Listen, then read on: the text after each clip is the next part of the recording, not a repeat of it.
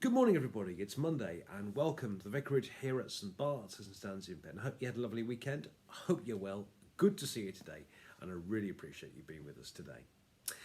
We are, as you know, working our way through the Gospel of Mark. We really are at the business end of it now. It's the night before Jesus' death. Jesus has had the Last Supper with his disciples. Bear in mind, they were staying at Bethany. They've had to go a couple of miles into Jerusalem for the feast, because the feast could only be celebrated inside it, and they're going back again now, and they stop off at the Mount of Olives. And bearing in mind, the Garden of Gethsemane is a place actually within the Mount of Olives. So they've had the feast, they're on the way back, and this is what happens kind of en route. So here we are, Mark's Gospel, chapter 14, starting to read at verse 26. And when they'd sung the hymn, they went out to the Mount of Olives. And Jesus said to them, "You will all become deserters, for it is written, I will strike the shepherd and the sheep will be scattered. But after I am raised up, I will go before you to Galilee." Peter said to him, even though all become deserters, I will not. Jesus said to him, "Truly I tell you, this day, this very night, before the cock crows twice, you will deny me 3 times. But he said vehemently, "Even though I must die with you, I will not deny you." And all of them said the same. And they came to a place called Gethsemane, and he said to his disciples, "Sit here while I pray." He took with him Peter and James and John, but he began to become distressed and agitated, and said to them, "I am deeply grieved, even to death. Remain here and keep awake." And going a little farther, he threw himself on the ground and prayed that, if it were possible, the hour might pass from him. He said, "Abba, Father, for you all things are possible. Remove this cup from me, yet not what I want, but what you want." He came and found them sleeping, and he said to Peter, "Simon, are you asleep? Couldn't you wake with me or keep awake 1 hour? Keep awake and pray that you may not come into the time of trial. The spirit indeed is willing, but the flesh is weak." And again he went away and prayed, saying the same words. And once more he came and found them sleeping, for their eyes were very heavy, and they did not know what to say to him. He came a 3rd time and said to them, "Are you still sleeping and taking your rest? Enough, the hour has come. The Son of Man is betrayed into the hands of sinners. Get up, let us be going. See, my betrayer is at hand." And this is the word of the Lord. Thanks be to God. Well, okay, so we've had the Last Supper, and they're on the way back. And presumably on the way back, before they get to the Mount of Olives, Jesus makes the announcement to them that they're all going to deny him. They're all going to deny him. And of course, Peter takes great exception to this, as all the others do, and says, "I'll never die, I'll never do so," and so on. And I think, firstly, this is a kind of the back end of what you might another Mark and sandwich. If you remember, at the beginning of the Last Supper, he tells them about one of them is going to betray him, about Judas eating the same bowl. So you've got betrayal at the beginning of the supper, and at the end of the supper, he talks about the fact that they're going to deny him at his hour of need, and so on. Another classic sandwich. You've got betrayal at the beginning, denial at the end, and in the middle, Jesus talking about pouring out his life, pouring out his blood, and his body being broken for them. So betrayal, denial, but in the middle, you've got Jesus pouring out his life for them. But I think there's a salutary lesson for us all, really, that whilst we can hear about Judas betraying Jesus, and we can hear about Peter and the others denying Jesus, I think we need to ask ourselves the question sometimes, in what ways do we betray Jesus? In what way do we deny Jesus? Could it be by some of the ways we act sometimes, some of the things that we do, some of the ways that we think, especially some of the things that we say sometimes? Do our actions, our words and our thoughts always bring glory to God? So I think that's the first thing, to hear the story about what happened and what Jesus went through. But like I say, to ask ourselves the salutary question, in what ways do our lives bring glory to God? And are there ways in which our lives actually betray or deny Jesus? So I think that's a big question for us.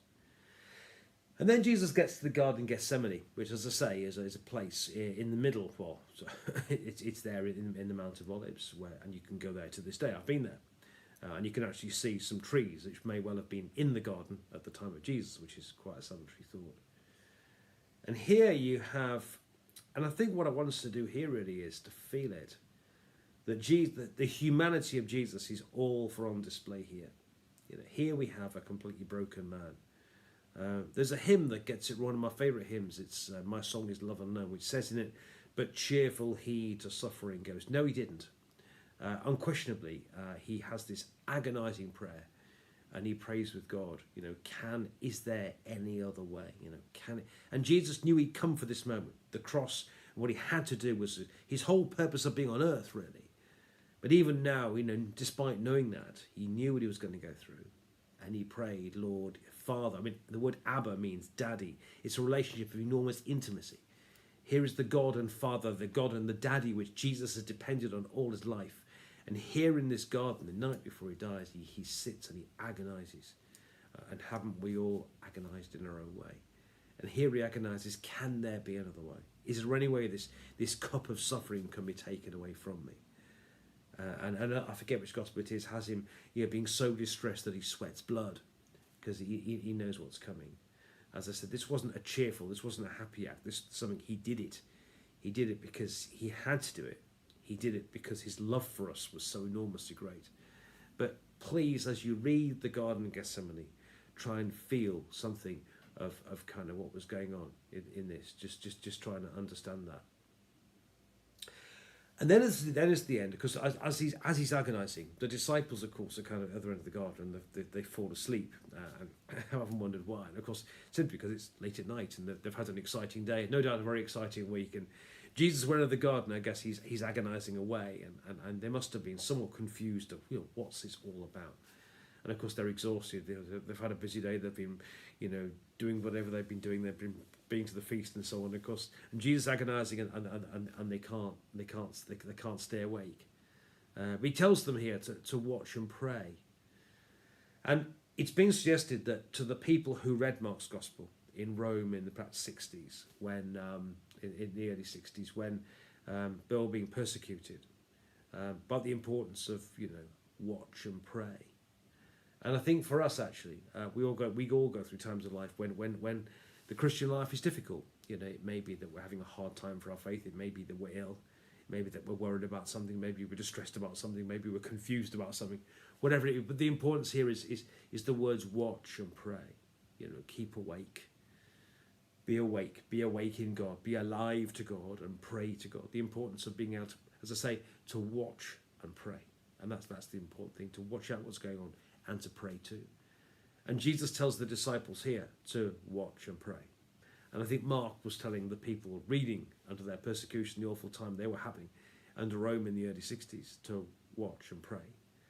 And I think with us, whatever challenge may befits us in our life, maybe stresses and strains, challenges of life, of being human, the challenges of our faith, the challenges of our church, what our fellow Christians are encountering across the world, all the doom and gloom stories that we hear, whatever it may be, the importance, Jesus says, watch and pray.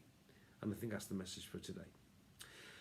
So a lot in this story. First, you've got this Mark, and again, another Mark sandwich. You've got denial and betrayal with Jesus pouring out his love in the middle. And let's ask God to make sure that we don't do anything to deny Jesus.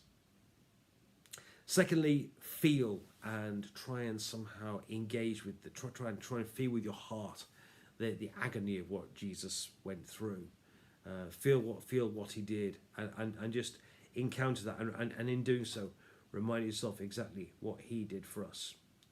And let's also learn the importance, especially when times are tough, as the Christian life is tough often, the importance of being prepared to, like Jesus, to watch and pray.